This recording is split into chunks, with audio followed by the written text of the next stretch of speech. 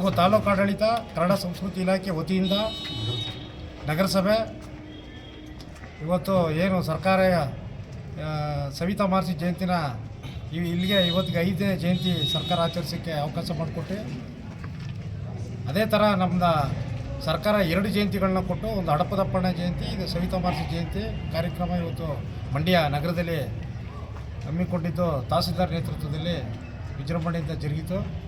ಅದೇ ಥರ ನಾವು ಮಂಡ್ಯ ಜಿಲ್ಲೆ ಎಲ್ಲ 7 ತಾಲೂಕು ಅಧ್ಯಕ್ಷರುಗಳು, ಶ್ರೀರಂಗಪಟ್ಟಣ ತಾಲೂಕು ಅಧ್ಯಕ್ಷರು ಮಂಜುನಾಥ್ ಅವರು, ನಾಗಮಂಗಲ ತಾಲೂಕು ಅಧ್ಯಕ್ಷರಾದ ಜಗದೀಶ್ ಜಗಣ್ಣವರು, ಅದೇ ಥರ ಪಾಂಡವಪುರ ಅಧ್ಯಕ್ಷರು ನಂದೀಶಣ್ಣವರು, ಮತ್ತು ಮದ್ದೂರು ತಾಲೂಕು ನಮ್ಮ ರಾಮಲಿಂಗಯ್ಯನವರು, ಕೇರ್ಪೇಟೆ ಅಧ್ಯಕ್ಷರಾದ ಮಂಜುನಾಥ್ ಅವರು, ಮಂಡ್ಯ ನಮ್ಮ ಬಾಲು ಮುಖಂಡ ಈ ಥರ ಎಲ್ಲ 7 ತಾಲೂಕು ಮುಖಂಡಗಳು ಇಲ್ಲಿತ್ತು.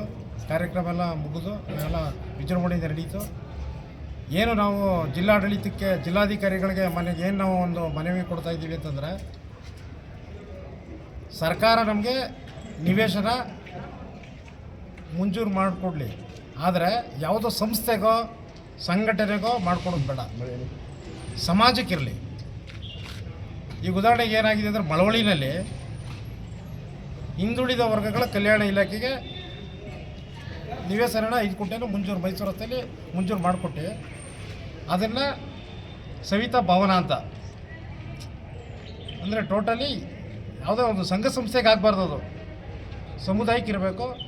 ಕರ್ನಾಟಕ ರಾಜ್ಯ ಸವಿತಾ ಸಮಾಜದ ಅಡಿಯಲ್ಲಿ ಕರ್ನಾಟಕ ರಾಜ್ಯದಲ್ಲಿ ಹಾಸ್ಟೆಲ್ ಇದೆ, ಸ್ಕೂಲ್ ಇದೆ, LLB ಕಾಲೇಜ್ ಇದೆ. ಆ ಥರದೊಂದು ನಾವು ಕರ್ನಾಟಕ ರಾಜ್ಯ ಸವಿತಾ ಸಮಾಜದ ಅಡಿಯಲ್ಲಿ ನಾವು ಇವತ್ತು ಚುನಾಯಿತರಾಗಿ ಇವತ್ತು ನಾವು ಬಂದು ಎಲ್ಲ 7 ತಾಲೂಕಲ್ಲೂ ಕೂಡ ಈ ಥರದೊಂದು ಸರ್ಕಾರ ಜಿಲ್ಲಾಡಳಿತ ನಮಗೆ ಒಂದು ಯಾವುದೇ ಸಂಘ ಸಂಸ್ಥೆಗೆ ಆಗಬಾರ್ದು ನಿವೇಶನ. ಈಗ ಮನವಿ ಸಲ್ಲಿಸಿದ್ದೀರಾ ನೀವು? ಮನವಿ ಇವಾಗ ಜಿಲ್ಲಾಧಿಕಾರಿಗಳಿಗೆ ಕೊಡ್ತೀವಿ. ಇವಾಗ ಸರ್, ಇವಾಗ ಕಲಾಮಂದಿರದಲ್ಲಿ ನಡೀತಿತ್ತು ಕಾರ್ಯಕ್ರಮ, ಭಾಳ ವಿಜೃಂಭಣೆ. ಯಾಕೆ ಈ ಬಾರಿ ಸರಳವಾಗಿ ಕರ್ನಾಟಕ ಸಂಘದಲ್ಲಿ ಆಯೋಜನೆ ಮಾಡಬೇಕು? ಚುನಾವಣೆ ಘೋಷಣೆ ಆಗಿರೋದ್ರಿಂದ